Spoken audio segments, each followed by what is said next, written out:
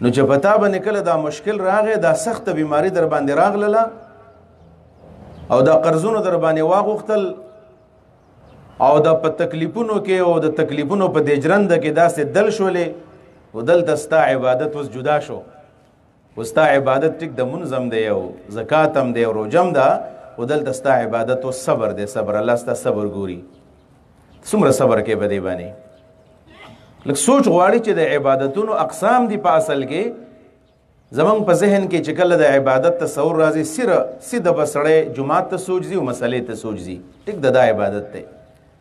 او په تکلیفونو کې او په سختو کې منځ لتل دا د رسول الله سنت هم دي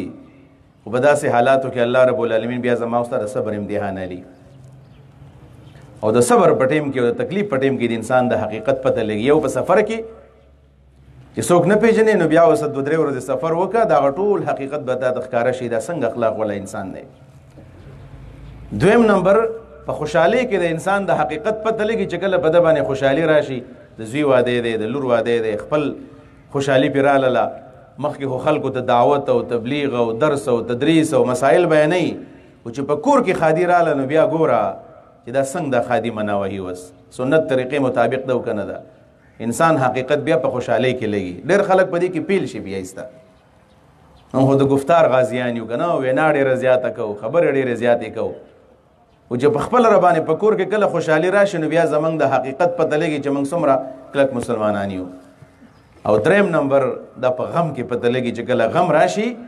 غم په ټیم کې یو انسان څه کیفیت دی دا صبر کوي او که نه کوي د غم په ټیم کې د سنت مطابق د خپل غم د په ځان باندې تیری او که نه په دې وخت کې جزع فزع کوي او فریادونه کوي دا هغه اوقات دي عبادت صحیح تصور پیژندل غواړي چې دا 3 اوقات چې کم خصوصي دي خوشحالي ده یا غم دی یا سفر دی په دې کې چې زمونږ کم عبادتونه دي چې هغې ته موږ سوچ وکړو نو الله رب العالمین فرمایي چې ګورې دا انسانان پیریان مې د خپل عبادت دپاره پیدا کړي دي نو په غم کې به دا صبر کوي او په خوشحالۍ کې به شکر وباسي خوشحالۍ کې به شکر وباسي زمونږ خو د عبادت صرف او صرف د جماعت پورې په جماعت کې صرف په مسله باندې زمونږ عبادت دی کله چې موږ د دې مسلې نه راپاسېږو بیا زمونږ نه دین هم هېري او زمونږ نه ایمان هم هېري او زمونږ نه اسلام هم بیا هېري لہذا زمونږ د دین او زمونږ د شریعت د دې تعلق یوازې د جماعت سره نه دی بلکې زمونږ د شریعت او زمونږ د دین تعلق د جماعت نه واله تر د بازار پورې او د بازار نه بیا د انساني انفرادي ژوند پورې په دې ټولو شعبو کې چې موږ د الله او د الله د دین او د شریعت تابعداري وکړو دې ته ایمان او اسلام وایي دې ته ایمان او اسلام وایي قرآن مجید کې څومره ښکلی مثال الله بیان کړی دی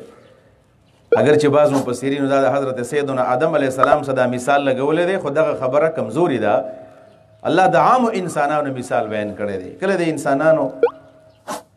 د چا بچي نه بچي الله ولا بچي نه ورکړي دا نارینه او زنانه لګیا علاجونه کوي ځان ستړی کوي په ډاکټرانو باندې چې کله د هغې نه مایوسه شي نو بیا په دمونو پسې په درهو پسې ګرځي روحاني علاجونه کوي په پیرانو مولیانو پسې ګرځي په هغې باندې هم ستړی شي او سم د مایوسۍ حد ته چې ورسېږي نو دا بیا ارمانونه شروع کوي الله ته ماله یو ځل بچی راکړه که نه ته بیا زما شکر تم ګوره هېڅ مې بیا نه دي په کار خو یو بچی بیمار دی خو چې زما په غېږ کې او زما د ښځې په غېږ کې به زه یو انسان یو زنده انسان پکې وینم دا ارماني زه به ستا شاکر او صابر بنده جوړېږم زه به په هر وخت کې ستا تابعداري کوم الله رب العالمین فرمایي چې کله وله زه بچی ورکړم د هغې نه پس پکې بیا شرک شروع کړي دا څوک تپوس وکړي ستا خو 15 کاله بچي نه و څنګه دې بچي وشو دا پلاني ډاکټر له تللی ومه نو ځکه زما بچي وشول شرک دی دغه پلانې دم مې وکړو هغه پلاني پیر صاحب او پلاني مولوي صاحب دم کړم نو ما بچي وشو دا شرک دی وی الله رحم وکړو دا مولوي صاحب دم یې راله سبب وګرځو دې ډاکټر دا دوايي راله سبب وګرځو الله راله بچي راکړل خو دغه یو بچی کله یو بچی صرف یو لور یو زوی کله چې بیا د هغې خادي راشي تاسو وګورئ که نه موږ چې ورته نیاوا ته بچی وایو یو بچی چې دا څومره په سوالونو باندې الله تعالی وله ورکړی و شپه ورځ به الله ته سر به سجودو د ده عبادت دقه و چې عبادت یې د غرض دپاره کو چې مال الله بچی راکړي دنیا مې آباد شي څوک راله پیغور رانه کې ته شڼ یې څوک پیغور رانه کی چې ته میراته دا بچی چې ول الله تعالی ورکی بیا چې داغه خادي راشي بیا ګوره چې دا په دې خادي کې څه کوي اوس دا د شریعت مطابق داغه خادي کوي کنه کوي پاغه کې بیا ډمانم غړيږي ډمانی پکې غړيږي داغوی د کور د ټیپ او داغوی د کور د غانو بجانو د لاسه په محله کې څوک خوب نشي کولای بیا او دا څومره چې نیاوات تاسو ګوره داغه د واده په جنج کې څومره خلاف سنت کارونه کوي د لارو کوڅو کې په دې بازارونو کې دا زنانم به پردي او نارینم به پردي او دا د مجوسو طریقې د آتشبازیانې کول اوس خو نیکانو صالحانو د عمل شروع کو خوانده و نه خوانده برابر شو په خوا به دا د مجوسو دا کیسې به صرف دی بیکار خلکو کولې اوس که نیکان صالحان دي هغه هم په ودونو کې دغه شی شروع کړی یاره جوی زوی دی لور د لاس مې پې نه رسېږي څوک مې خبره نه مني کور کې یو پیالې ماشوم ماته کی ماښام پورې په هغه بیا روټۍ بندې وي نه به خورې روټۍ پیالې دې ماته کړې ده او چې په کور کې بیا د سنت خلاف کوي موږ وایي په ده باندې زما لاس نه رسېږي په دې وجه باندې عزتمندو عبادت صحیح تصور دا چې اول منګه عبادتونه وپېژنو چې کم عبادتونه دي کم عبادتونه نو بیا به موږ د یو خاص ځای سره او د یو خاص وخت سره موږ د عبادت نه خاص کوو او دا موضوع په دې لحاظ باندې ډېره زیاته ضروري وه هم ده عزتمندو بعضې خلک داسې وي چې هغه د دې منځونو شوق هم نه کوي او داسې د نوافلو اهتمام هم نه کوي او مالداره سړی دی د هغه په ذهن کې دا دی چې بس په دې عمره کې ډېر ثواب دی نو پیسې ورسره هم ډېرې دي او انټرنیشنل پاسپورټ ورسره دی او د پاسپورټ نه ورته ویزه لګي نو هغه ته عمره کول اړو څه کار نه ښکاره کېږي 2 لکه روپۍ او 3 لکه روپۍ هغه ته لګولی سم نه ښکاره کېږي بس په حرم کې عبادت او خبره یاده کړې ده چې هلته یو منځ په 1 لاک باندې دی او مسجد نبوي کې یو منځ په 1000 باندې دی او دغه ټول اسلام او ایمان بیا عمرې لتللی بس عمرې لتلل او عمرو له موږ د څه دپاره زو دا خبره زه اکثر کومه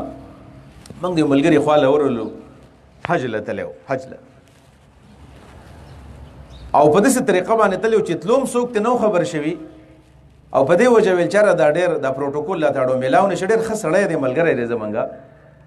چې زما نه څوک خبر نه شي ریاکاري پکې را نه شي ډېر په ښه سوچ باندې لاړو او بیا چې راتلوم نو کور یې چاته نه ویلي زه په کوم تاریخ باندې راځم بس پېښور نه ټلیفون وکړو زه درغلم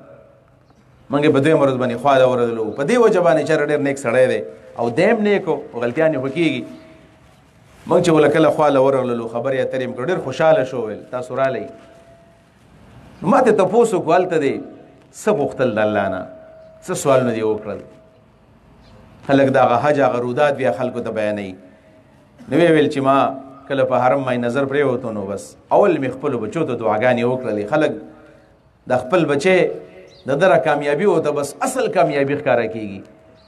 د خپلو بچو نومونه واغسل مې چې الله پلانې مبصر کو پلانې مبصر کو هغه باندې تعلیمونه کول یونیورسټو کې سبقونه ویل هغه بچو ته دعاګانې کولې نو څه ګناه نه ده بچي ته دعا کول ګناه نه ده